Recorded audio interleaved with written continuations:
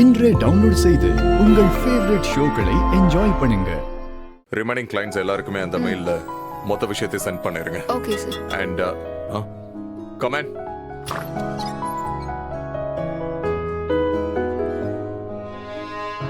நீங்க கொஞ்ச நேரம் கழிச்சு வாங்க please. Okay sir. Thank you. சரிங்க சார்.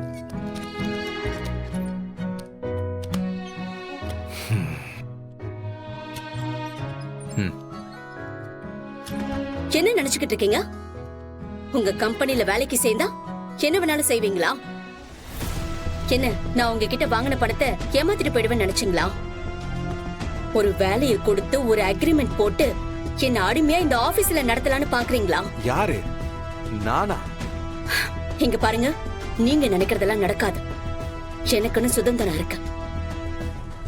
எனக்கு பிரச்சனைனா நான் லீவ் எடுப்பேன், ஆபீஸ்க்கு வராம இருப்பேன். அதெல்லாம் கொஸ்டின் பண்றதுக்கு உங்களுக்கு எந்த உரிமையும் இல்ல. ஏய், என்ன அஞ்சலி என்ன பேசுற? எனக்கு ஒண்ணுமே புரியல. ஏய், பண்றதெல்லாம் பண்ணிட்டு எதுவும் தெரியாத மாதிரி நடிக்காதீங்க. என்ன பார்த்தா பணத்தை வாங்கிட்டு ஏமாத்துற ஆள் மாதிரி தெரியுதா என்ன? அஞ்சலி, என்ன நடந்துச்சுன்னு கரெக்டா சொல்லனா எனக்கு சத்தியமா புரியாது. நிறுத்துங்க. உங்களை பத்தி எனக்கு நல்லாவே தெரியும்.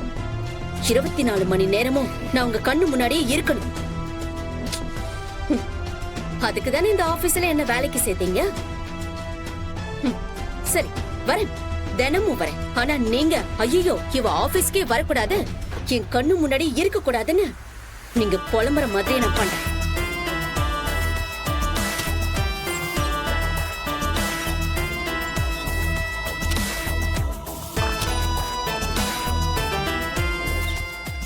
என்ன எதுன்னு முழுசா சொல்லாம கொள்ளாம போயிட்டா. மாப்ள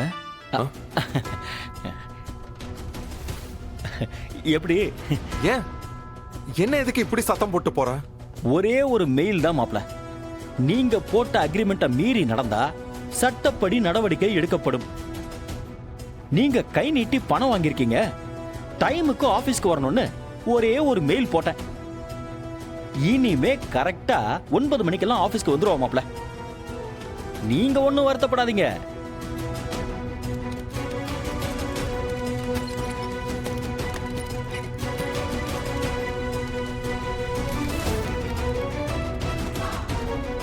சாரி அஞ்சலி.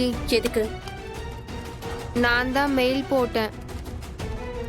ஏய், முறைக்காத.